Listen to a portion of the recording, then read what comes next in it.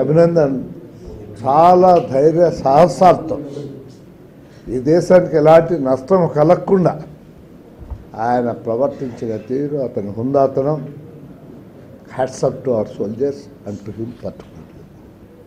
చాలా హుందాగా ఎంత దెబ్బలు తగిలినా, బాధ అయినా, కష్టమైనా మామూలుగా అందరికీ తెలిసే విషయాలు చెప్పాడు తప్ప ఎక్కడా దేశ భద్రతకు ముప్పు వచ్చేటువంటి వ్యవహారం కానీ ఏది కానీ చెప్పలేదు.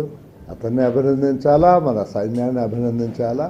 కానీ ఇమ్రాన్ ఖాన్ గారు మాట్లాడింది, అతను ఎక్స్ప్రెషన్ చేసిన విధానంలో మన పాలకులే చేశారు ఈ పుల్మా అనేటువంటి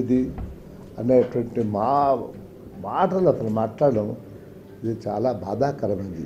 ఏ ఇండియన్ కూడా, పార్టీతో I'm not interested, A Indian కూడా ఎన్నికలు వస్తున్నాయి కాబట్టి దీన్ని క్రియేట్ చేయటం అనేటువంటిది సారీ ఫర్ దట్. అదర్వైజ్ నా వరకు నేను ఇమ్రాన్ ఖాన్ అభినందిస్తున్నా, భారత సైన్యాన్ని అభినందిస్తున్నా, ఈయనను కూడా అయితే యుద్ధం అనేది వస్తే చాలా ప్రమాదకరమైనటువంటిది. అందరూ వార్ హెడ్స్ ఉన్నాయి, అందరి దగ్గర అణుబాంబులు ఇద్దరి దగ్గర ఉన్నాయి, ఒకరనేది కాదు, ఇద్దరి దగ్గర ఉన్నాయి. అవి ఎంత బలమైన ఒకవేళ బలమైనటువంటి ఉండొచ్చు, వాళ్ళవి కొత్త బలహీనమైనటువంటి అణుబాంబులు ఉండొచ్చు. యుద్ధం అనేది వస్తే చాలా తీవ్రంగా ఉంటుంది.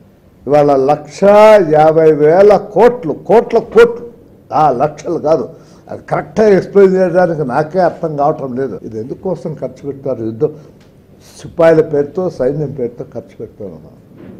ఇది దాయాదుల పోరు. ఒక రోజుతో పోరు ముగిసిపోతుందని నేను అనుకోవటం లేదు.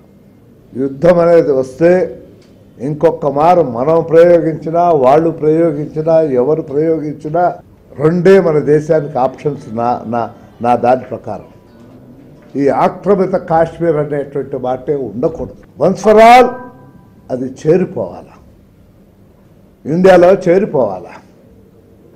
కాశ్మీర్ మహారాజా గారి యొక్క ఆయన పరిపాలన ఉన్న భూభాగం అంతా ఇండియాలో చేరిపోవాల్సిందే. కానీ ఏదో ఆడేసి ఈడ బాంబు వేస్తూ ఆడ బాంబు వేసాము, ఆడపోయినారు ఈడపోయినారు అనేటువంటిది కరెక్ట్ కాదు. పోతే ఆటి వరకు పోయి once for all you have to settle. ఏదైనా శాంతి మార్గాన్ని చేసినా సంతోషమే, మాకు చాలా సంతోషం. కాకపోతే రక్తం చెల్లించాల్సి వస్తే చెల్లించేదానికి అందరం కూడా సిద్ధం కావాలా.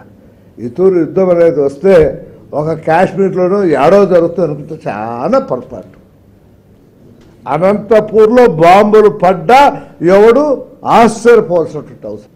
ఎక్కడెక్కడ జరుగుతుందో ఏం జరుగుతుందో లేదు, కానీ యుద్ధం అనేది రాకూడదు. ఈ వీడియో మీకు నచ్చినట్టయితే లైక్ చేయండి, షేర్ చేయండి. మరిన్ని ఇంట్రెస్టింగ్ వీడియోస్ చూడడానికి మా ఛానల్ కు తప్పక సబ్స్క్రైబ్ అవ్వండి.